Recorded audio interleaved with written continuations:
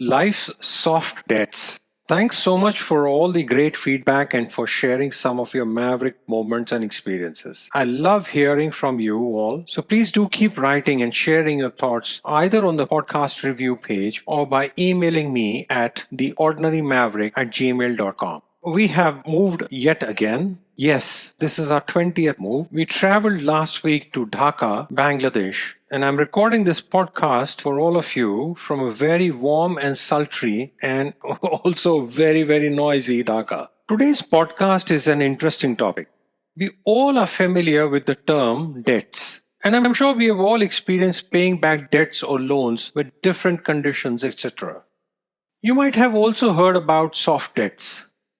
A soft debt is a systematic, legally obligatory promise to pay debt, including economically compounded interest without having received the borrowed cash. Examples are pension and healthcare obligations. Now, this is the legal jargon that describes a soft debt, but there are other kinds of debts too. Have you heard about a life debt? Yes, you heard it right. A life debt. This is when a person saves another's life and then they are forever in debt with their life as collateral until such a time when the other person repays this debt by saving their life. Isn't that interesting? Try and remember where we might have seen this on the big screen. It's in the famous Star Wars series, where Chewbacca's life death to Han Solo began after Solo, then an officer in the Imperial Navy, saved the Wookiee from slavery. Chewbacca's debt to Solo later expanded to include Solo's family too. As a family, we are big fans of the Star Wars series, and every time one watches these movies, there are so many interesting tidbits here and there that come up. I have shared about Thor and time travel in another episode. Of course, that's from the famous Marvel series. But let's get back to these two terms, soft debts and life debts. And how about we combine these two and think about life's soft debts?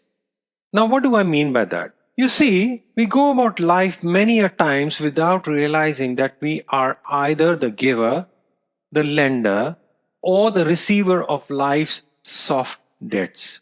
And there comes a time in everyone's life where one gets the opportunity to pay back or collect on these debts. It's a cycle which goes on seemingly seamlessly in the background of the canvas of life. There are some folks who naturally gravitate towards being the givers, and they seem to do it effortlessly. Think about it. When you move into a new home, a new neighborhood, a new city, or a country, or when you start a new job, there are always some few people or that one person who's first to reach out, to help out, and really help you settle in. Now, what's happening here? Life's soft debts are being created.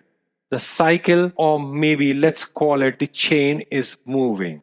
The person receiving these soft debts stores them in their minds and their hearts, and then these are repaid in kind anytime during life, paying it forward, or as we mavericks say, falling forward. The chain keeps moving. When that giver is in need, every recipient of these soft debts stands ready to credit, to pay up, whether it's going that extra mile if this person is sick, or if that person or their family needs any help, etc.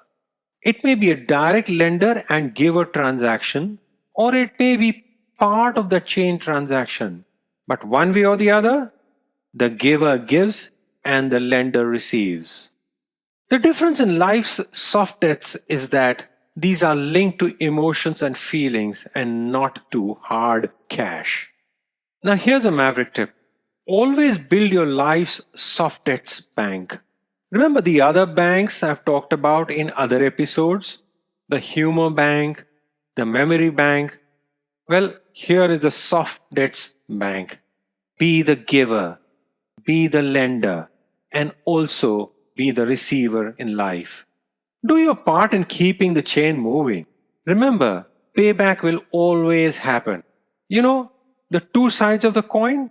Both are very important. The more we build our life's soft debts, either as lenders or receivers, the more we connect, the more we gain, and the more we are happy. Don't you think so? I said, the more we are happy. Don't quite think that's correct English, but I'm sure you know what I mean, right? It's the happiness quotient in our lives. Happiness comes from being connected, being wanted, being helpful, and most importantly, by making others happy. Isn't life successes measured by one's happiness quotient? Well, that's another discussion, the happiness quotient, and I'll leave it for another episode, right?